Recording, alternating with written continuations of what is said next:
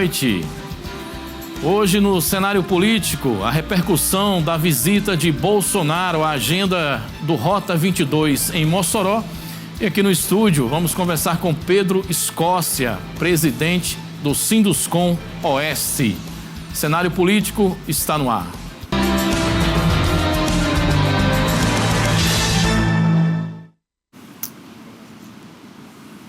Muito bem, muito boa noite para você que nos acompanha aqui no nosso canal 10 TCM. Um grande abraço, sejam todos bem-vindos. Começamos aqui o nosso cenário político pela TCM, agradecendo a sua audiência. Nós também estamos aí nas redes sociais, no Instagram.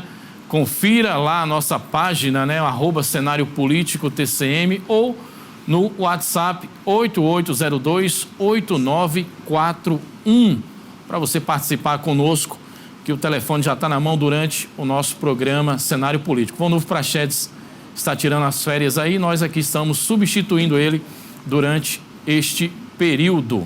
Olha, inicialmente aqui no nosso cenário político vamos falar sobre a agenda de Bolsonaro em Mossoró, né? O ex-presidente participou do seminário Rota 22, evento partidário que reuniu lideranças políticas do PL, adeptos, eleitores e admiradores no Hotel Garbus. Vamos à reportagem.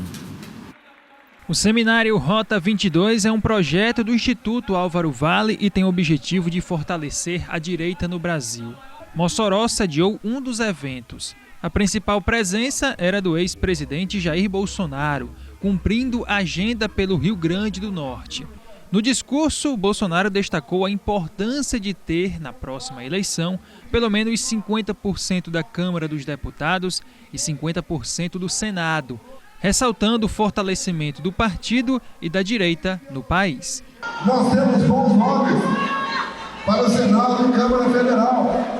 Ou seja, basta as pessoas de meia acordarem, começar a se preocupar com política, a gente muda o Brasil. Falar em mudar o Brasil, eu sempre digo, me deem metade da Câmara, metade do Senado, que eu mudo o destino do Brasil. O senador Rogério Marinho falou sobre o apoio do ex-presidente e a confiança depositada na pré-candidatura ao governo do RN. Eu só estou na posição que eu estou em função da confiança que eu tive dos munícipes aqui do Rio Grande do Norte. Então nós estamos como pré-candidato ao governo do estado, a candidatura só pode ser consolidada por ocasião das eleições no próximo ano, né? É evidente, mas estamos muito felizes com o reconhecimento do presidente Bolsonaro, com o fato de que ele apoiará essa pré-candidatura. O Rota 22 é um evento que busca levar o Partido Liberal até mais próximo não só dos apoiadores, mas também de novas lideranças, já de olho na eleição de 2026. E durante o discurso, Jair Bolsonaro destacou o apoio à pré-candidatura de Rogério Marinho ao governo do Rio Grande do Norte na próxima eleição. É uma alegria acompanhar o presidente Bolsonaro nesse retorno ao Rio Grande do Norte. Ainda na maca do hospital, ele disse que iria voltar para cumprir o objetivo planejado, fazer o Rota 22 em todo o Brasil, que está começando em Mossoró, no Rio Grande do Norte. Para os políticos do PL, o evento é importante para fortalecer o conservadorismo na região e buscar soluções para os desafios do país, além de aproximar a base de apoiadores. O Rota 22 em Mossoró contou com palestras e oficinas para as novas lideranças. O Rota 22 é o maior projeto de coleta de informações que o Estado já possibilitou ser captado e servir para um grande plano de governo no futuro para o Estado do Rio Grande do Norte, que poderá atuar de forma mais específica e forma mais assertiva nas necessidades dos munícipes e do município. Aí, Rota 22 em Mossoró, a visita de Bolsonaro, né? O PL segue a programação com o ex-presidente da República, tornando cada vez em evidência. No entanto, tem uma grande dificuldade o projeto de Rogério Marinho, a candidatura do senador ao governo no próximo ano, em razão do processo onde Bolsonaro é réu, e pelas sinalizações e indicações, tudo leva a crer que o ex-presidente já está inelegível, né? E aí pode ter uma condenação nas costas que o tire totalmente da caminhada aí da rota do projeto político às eleições presidenciais do ano que vem. Ainda sobre esse assunto, nós temos aqui também a participação de Jair Bolsonaro na entrega do título de cidadão moçoroense. Vamos acompanhar. Ele fez a visita ao anel viário aqui de Mossoró, junto com toda a sua comitiva. Centenas de apoiadores do ex-presidente Bolsonaro marcaram presença em um dos principais eventos da agenda em Mossoró. Reunidos no início do complexo viário 15 de março, era perceptível a animação com muitas bandeiras do Brasil, camisas da seleção e músicas da última campanha. A expectativa era grande pela chegada do político que destinou recursos federais para essa obra em Mossoró. Muito importante ele vir para cá frisar com os bolsonaristas de aqui, que nós temos muitos bolsonaristas. O pessoal acha que não, mas Nordeste... Aqui em Mossoró, aqui no Rio Grande do Norte tem, veio inaugurar aqui, né? Na verdade, falar sobre as obras dele, que ele fez aqui, frisar do trabalho dele, que ele fez aqui, no Nordeste, no Rio Grande do Norte, aqui em Mossoró. Após visitar o canteiro de obras, o ex-presidente foi recepcionado por políticos locais e estaduais. Recebeu o título de cidadão moçoroense e reforçou o apoio a Rogério Marinho na pré-candidatura ao governo do RN. Bolsonaro não concedeu entrevista à imprensa, apenas discursou no palco, onde também agradeceu o apoio dos eleitores. Nós temos, Água para o Nordeste, a criação do PIX, ferrovias pelo Brasil, obras de infraestrutura, obras de todos os ministérios, entre tantas e tantas outras coisas. Então agradeço a Deus por essa oportunidade de um humilde caboclo do interior de São Paulo chegar à presidência da República. Bolsonaro iniciou a agenda pelo Rio Grande do Norte na quinta-feira. Passou por 7 cidades, incluindo a capital, Natal. Em Mossoró, na manhã do sábado, visitou o complexo do anel viário da cidade, uma das principais obras de mobilidade de Mossoró. E ele relembrou que no projeto, enquanto na época de presidente, destinou 40 milhões de reais para a realização dessa obra. E também durante o evento, recebeu o título de cidadão moçoroense. O vereador Ricardo de Dodoca falou sobre a entrega do título de cidadão moçoroense ao ex-presidente pela Câmara Municipal de Mossoró. Com certeza é o reconhecimento do trabalho e o ex-presidente na época, o presidente Bolsonaro, mandou 40 milhões para essa obra estar acontecendo. É merecedor, esse título foi aprovado em 2020, infelizmente não teve tempo de eu entregar ainda no mandato dele, era um ano eleitoral. O vereador Jailson Nogueira, do PL, destacou a importância da obra do complexo viário para o trânsito da cidade, além dos valores destinados pelo ex-presidente durante o mandato como chefe do Executivo brasileiro. Uma das maiores obras de mobilidade da nossa cidade. Isso só foi possível pelas mãos do nosso presidente Jair Messias Bolsonaro, que mandou a maior emenda e recursos públicos para que possa esse recurso chegar aqui e nós tornar realidade essa grande obra do anel viário de Mossoró. Muito bem, está aí a visita do ex-presidente ao anel viário de Mossoró, né, dentro dessa agenda aqui na cidade, recebendo o título de cidadão moçoroense das mãos aí do vereador Ricardo e o Dodoca, né? Ficou a frustração do PL porque não consumiu, digamos assim, não realizou uma das metas desse encontro, que era o encontro, né, a reunião, o encontro, enfim, o cumprimento com o prefeito Alisson Bezerra, né, que fazer como Alexandre de Moraes, ministro do Supremo, declinou desse encontro com o ex-presidente. O prefeito não quis se expor, gerar uma fotografia, ou não quis conversar política nessa ocasião com o Rogério Marinho, nem com o PL, né? São duas forças que estão aí colocadas ao governo do estado no próximo ano, né? Campanha que realmente tende a ser bastante acirrada. Olha, nós vamos agora mudar de assunto aqui, vamos conversar com Pedro Escócia, né? Vai dar uma boa noite inicial aqui a todos vocês. Pedro Escócia, que é presidente do Sinduscom. Vamos falar muito sobre construção civil hoje, Pedro Escócia. Obrigado por ter vindo aqui no nosso cenário político da TCM. Boa noite. Boa noite, Tássio. telespectador da TCM, deixar um abraço aqui para meu amigo Vanúvio, aproveita as férias. Isso. E é sempre bom, né, vir para passar aí para a população um pouco mais da construção civil, um pouco mais da empregabilidade, né, do que a gente vem vivendo aqui na nossa cidade. Então, eu que agradeço o convite e estarei sempre à disposição quando assim fizer necessário. Pedro Escócia, Sinduscom. Sinduscom está com os cursos abertos aí para quem deseja ser pedreiro ou pedreira. Como é que está esse processo? Tássio, nós firmamos uma parceria com o Senai, né? Foi provocado pelo sindicato para que a gente pudesse diminuir um pouco a nossa dificuldade de encontrarmos mão de obra local para os nossos canteiros de obra. E aí firmamos um projeto, né? Criamos esse projeto piloto, que é o Edificando o Futuro, né?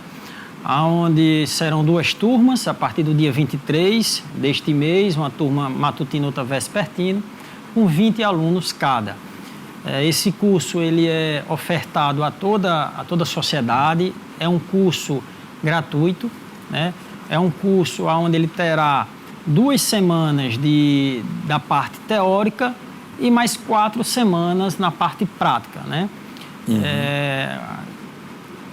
Fizemos essa parceria com o Senai por entender, né, da importância dessa qualificação, né, desse recrutamento, porque é importante ser dito que você não precisa ter nenhuma experiência para você fazer parte, ok? E é um curso rápido, né, com apenas 6 semanas de duração.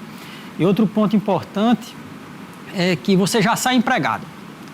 Você fez o curso, você recebeu o seu diploma, você já tem garantido o seu emprego pelas empresas associadas. Além dos benefícios do curso, que você recebe uma cesta básica, né, por estar lá participando do curso, assistindo o curso, além de todas as ferramentas, todos os EPI serão fornecidos pelo nosso sindicato, né, mais uma vez, para mostrar a nossa parceria, mostrar o nosso trabalho, inclusive social, né, perante a sociedade, com o propósito de trazer a empregabilidade para a nossa construção civil. Muito bem. Então, Pedro, o curso ele é amplo, ele tem ainda 10 vagas disponíveis. Quem quiser, procura o Senai. E aí o detalhe é que no curso, o candidato, né, a realizar essa capacitação, ele vai ter a cesta básica. Isso. Ele vai ter uma capacitação conceituada. E você estava dizendo para a gente na rádio também que, ao término do curso, ele tem uma porta de trabalho também, uma carteira assinada já esperando por ele. Exatamente, né? A nossa demanda pela mão de obra a cada dia aumenta mais, né? A cada tempo que se passa, a gente se preocupa mais com essa escassez, com isso que nós estamos vivendo a nível nacional.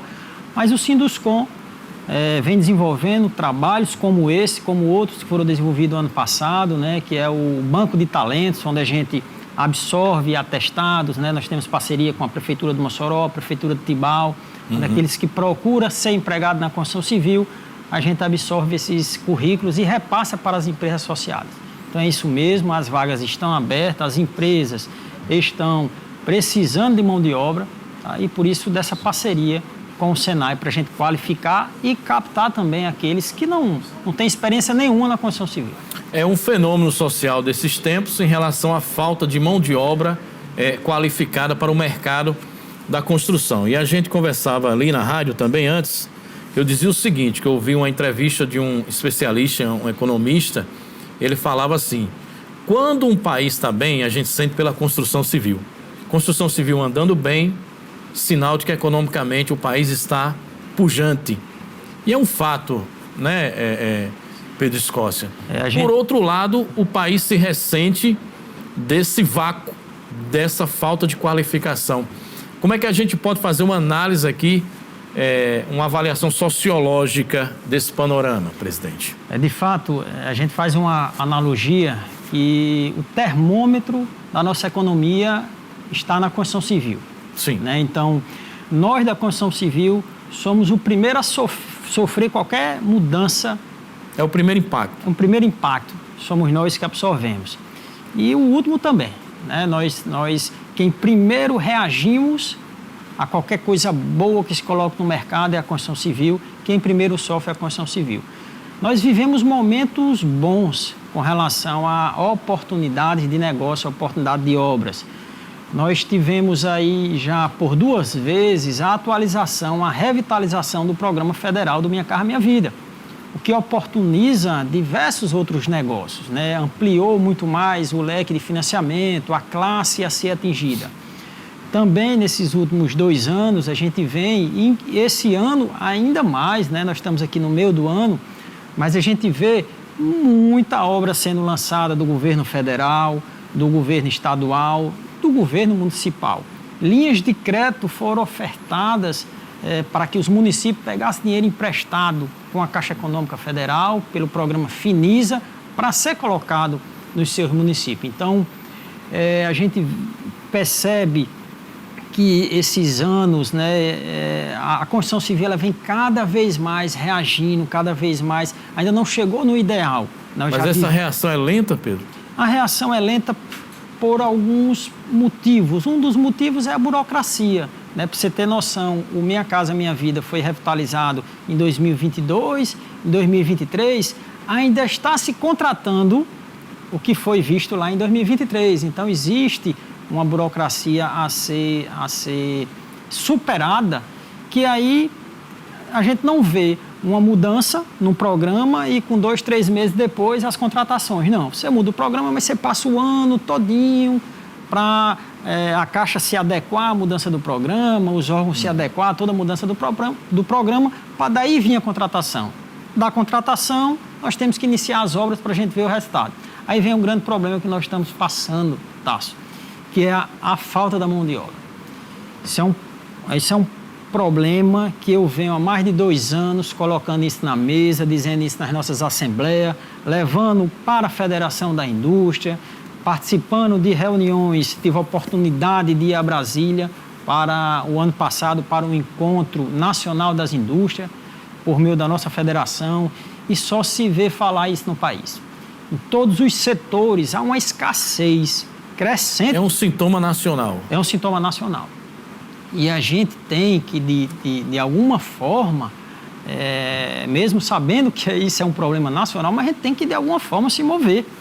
Nós temos que fazer algo como um curso desse, por exemplo, 100% gratuito, como um banco de talentos que a gente criou, mas a gente tem que, de alguma forma, criar ferramentas para que a gente volte a ter, na construção civil, aquela vontade do jovem de entrar na construção. Hoje não tem. Hoje a gente roda os canteiros de obra, é uma mão de obra mais velhas. São pessoas que a gente vê que trabalhavam na época do nosso pai, por exemplo, que já está aposentado há mais de 20 anos, mas meu pai se aposentou, ainda tem pessoas lá. O perfil hoje é do pedreiro na faixa dos 50 anos, é isso? Com certeza. É isso. 50 anos. E os serventes, que existe um ciclo, né? Você entra na construção civil como servente. Você depois vai para pedreiro, contramestre, mestre de obra, e assim você vai galgando cada profissão. Você vê que os serventes de antes são os mesmos serventes de hoje. Então, sempre servente era uma mão de obra jovem, porque o servente ele ia ser pedreiro. Hoje não há mais esse interesse. É cultural, não há interesse do servente se qualificar para o pedreiro. E não tem mais aquela entrada de servente, aquela renovação. Está saindo muitas pessoas se aposentando, tá certo? E não tem novas pessoas entrando. E na avaliação de vocês, que são dirigentes de classe, qual seria, então, os motivos que têm afastado a renovação dessa mão de obra? Olha, eu cito diversos motivos, mas a gente pode dizer que a mão de obra jovem não quer não se sentir valorizado. Culturalmente, eles têm vergonha de dizer que é servente, vergonha de dizer que trabalha na construção civil. Então, ele não tem o mesmo respeito que outras profissões da mesma categoria deles. Então, a gente vê isso nos jovens que não querem a construção civil. Por outro lado, é uma atividade que você concorre com outras profissões que depois da pandemia se tornaram muito mais atraentes, como você trabalhar em empresas de logísticas. Né? Hoje, em cidades estratégicas, está se instalando esses grandes CDs de distribuição de compras feitas pela internet, como da Amazon, como do Mercado Livre. Então, é um trabalho, mas no computador. É um trabalho que você está lá no ambiente, com ar-condicionado, sentando, trabalhando, diferente do trabalhador da construção civil que está lá no sol, que está lá correndo diversos riscos de trabalho. É uma profissão de risco também. É uma profissão de risco. Então a gente vê essa concorrência, né? Muitos deles querem ser Uber, muitos deles querem trabalhar nesses iFood, nessas distribuição de serviços oriundos da internet. Sim. E nós temos um outro agravante que a gente viu que o programa do Minha Casa Minha Vida, ele foi revitalizado, aumentando mais ainda a demanda da construção de casa, da construção habitacional. O governo pensa muito em diminuir o déficit habitacional. Perfeito, ótimo. Que é um gargalo do país. Que é um gargalo, né? Se é um gargalo, o nosso déficit sempre aumenta, não diminui. Exatamente. Mas o governo precisa pensar também, o governo federal ele tem que pensar de um modo amplo de como fazermos para o país ter mão de obra. Nós hoje, todos os setores passam por dificuldade. E aí a gente bate num ponto que foi colocado lá no ENAI, também em Brasília, eu acho que foi apresentado pelo governo do estado do Mato Grosso, uma revitalização no programa de assistencialismo, né, que a gente diz que passa a ser um nosso concorrente, né, que é os programas do Bolsa Família, que a gente foi apresentado lá na minha opinião, na opinião dos colegas que lá estavam, todos da federação, um programa fantástico. Um programa, revitalizar, aquele programa foi criado muito tempo atrás, né? Você me contava aqui que tem mais de 30 anos. Desde 94, por aí, ainda do governo Fernando Henrique Cardoso, quando o nome era Bolsa Escola. Olha aí, então, o programa, ele vem mudando de nome. A essência é a mesma, mas ele precisa se revitalizar. Por que não incentivar a estar no programa aqueles que estão trabalhando? O programa é válido, o programa tem que ter. A gente sabe que a população brasileira é muito vulnerável, né? Muito vulnerável. Então, se aquela população, eu vou lhe dar 2 anos de programa. Agora, em 2 anos, você tem que procurar um emprego. As empresas não estão precisando de emprego? Sim. Então, a gente disponibiliza a oferta de trabalho. Então, que ele venha trabalhar, senão ele perde o programa. Estou dando um exemplo de como poderia ser revisto, revitalizado. Uma remodelação dos critérios. Uma remodelação dos critérios.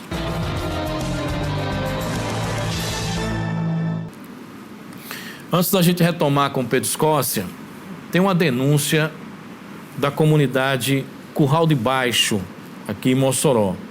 O pessoal reclama que não tem água há mais de 1 ano e tem que caminhar 1 quilômetro para encontrar água para abastecer as residências, né? Vamos acompanhar na reportagem com Pedro Ítalo. Chegamos na comunidade Curral de Baixo, distante de Mossoró cerca de 75 quilômetros. Fomos recebidos por dona Ana Paula, que vive nessa casa acompanhada de seu marido e de sua filha. Por aqui, a população resiste aos desafios do sertão e da seca. Este ano, ainda mais grave. Sem água das chuvas, eles não contam com a água fornecida pela Caerne há alguns anos. Em 2021 foi colocado água numa casa aqui próxima, onde passa um cano de meia. Eu fiz o pedido à Caerne e ela veio e colocou. Por problemas financeiros, de saúde, a gente passou um tempo sem pagar e aí o que aconteceu? Eles cortaram. Quando a situação melhorou, eu fui lá, fiz o acordo, a gente pagou, eles fizeram o contrato, tá aqui o contrato, eles ficaram prontos. Se eu pagasse o papel, com 3 dias eles vinham fazer a religação. Eu paguei tudo, bem direitinho, era R$311, eu paguei. Quando eu voltei à Caerne com o contrato, eles disseram que não podia mais ligar, porque aqui é só um ramal, tinha que fazer uma extensão de rede. A gente fez o pedido, nunca vieram fazer nenhum projeto. Aí quando foi em 2019, o rapaz aqui vizinho foi lá, fez o pedido novamente para 9 casas. E quando foi agora em 2023 foi que o projeto foi aprovado. Vieram, colocaram a metade da rede. Aí está com 2 anos, está aqui encostado. Os canos aí levando sol, já está vários ressecados, acho que nem vai prestar mais, eles não vieram mais concluir a obra.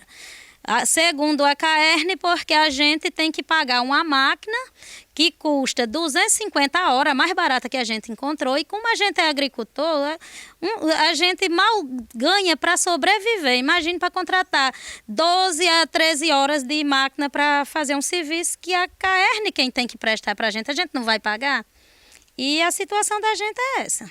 Segundo a agricultora, durante todo esse tempo, a Companhia de Águas e Esgotos do Rio Grande do Norte alega que não tem condições de enviar uma máquina para a conclusão da obra que foi paralisada, deixando para trás alguns materiais como essas tubulações, que estão ressecando diante do sol forte.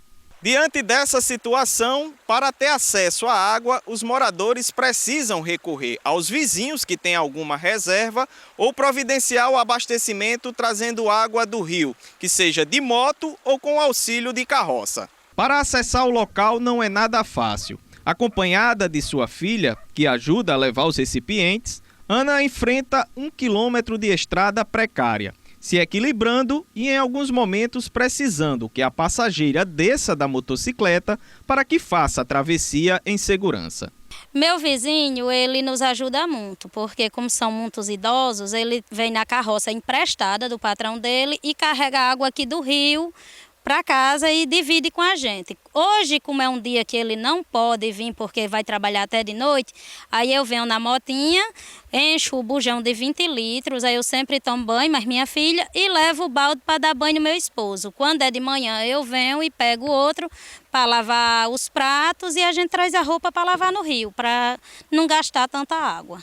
É uma atividade desgastante, né? Porque se secar e naquele momento precisar, se o vizinho também não estiver em casa, tem que caminhar, tem que vir até aqui para conseguir água.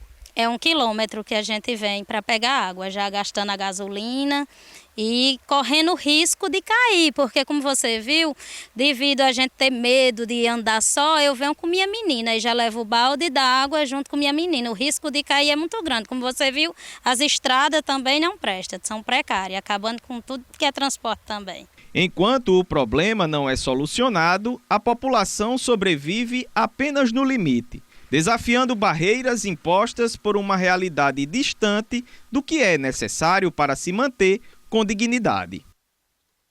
Obrigado, Pedro Ítalo, pela reportagem. Ela disse aí que estão lavando a roupa no rio. Lavando a roupa no rio é da época do meu avô, da minha avó. Não se pratica mais isso hoje em dia. Mas é a realidade lá no Curral de Baixo. Bem como trazendo a água 1 quilômetro, cerca de 1 quilômetro, para abastecer aí os utensílios de casa, fazer todo o acompanhamento, né, das necessidades que existem numa residência. CAERN se pronunciou, diz que aguarda a finalização de contrato com essa empresa terceirizada que deixou a obra no meio do caminho, né, para dar prosseguimento às extensões da rede de água para as 10 casas solicitantes em Curral de Baixo. E ainda com a finalização do contrato, que tem a previsão de ocorrer em 60 dias, o serviço entrará no cronograma para ser executado segundo a Companhia de Águas e nós vamos continuar acompanhando, ok? Bom, voltando aqui com Pedro Escócia, do Sinduscom. Pedro, tem uma pergunta aqui do ouvinte José de Arimateia. Ele diz o seguinte, o pedreiro Pedro Escócia, pergunta ao Pedro Escócia, está preferindo fazer o trabalho de empeleita do que trabalhar de carteira formalizada? José Matias, né? José de Arimateia, bairro Aeroporto. José de Arimateia, é um fato. É um fato? É um fato. Hoje está se preferindo trabalhar na informalidade. Por quê? Olha, sobre o tema que a gente estava abordando agora, você a gente acredita que esse programa de assistencialismo ele precisa se modernizar, ele precisa mudar, precisa ter o programa, mas incentivar que aquele que está no programa, recebendo os benefícios, que ele tenha que trabalhar, que ele possa trabalhar. Hoje, se ele for trabalhar assinando a carteira, ele perde os benefícios. Então, por que ele vai trabalhar numa empresa se ele vai perder os benefícios? Ele prefere ficar recebendo os benefícios do governo e trabalhando na empreitada, como ele fala, na empeleita. Empeleita. E aí você vai, trabalha ali de forma informal, você faz seu horário de trabalho, você trabalha o dia que quer, você cobra o valor que você quer e continua recebendo o seu auxílio. Então, de fato, hoje, a informalidade se sobressai à formalidade no interesse, não é só do pedreiro não, tá? É do eletricista, é do carpinteiro, é de todos aqueles que conhecem um pouco os serviços gerais da construção civil. Olha, Fabrício está perguntando aqui onde é que se faz a inscrição para o concurso, para o curso, Fabrício. Fabrício, Senai, procurar o Senai, procurar o nosso sindicato nas redes sociais, né? Procure aí o Sinduscom Mossoró, fale conosco, tá? Que amanhã mesmo a gente já entra em contato para você fazer sua inscrição. O Fabrício já demonstrou interesse aqui, né? Bom. Pérez Costa, essa nova linha lançada pelo governo aí, na faixa etária da classe média, é o que tem, assim, digamos, de mais forte no setor no momento? Estava vendo aqui, até puxei a matéria, juros mais acessíveis e imóveis até R$500 mil.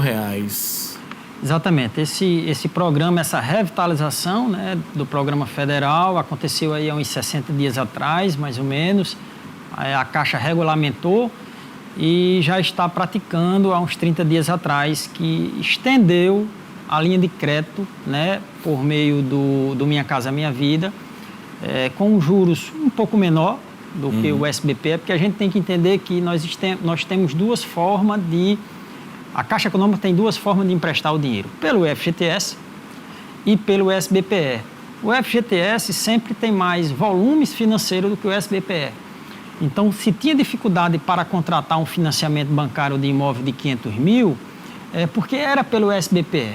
E a partir do momento que ele se enquadrou no Minha Casa Minha Vida, uma das melhorias é que ele passa a ser atendido pelo FGTS, que o fundo, né, garantidor, que foi criado, na verdade, para isso.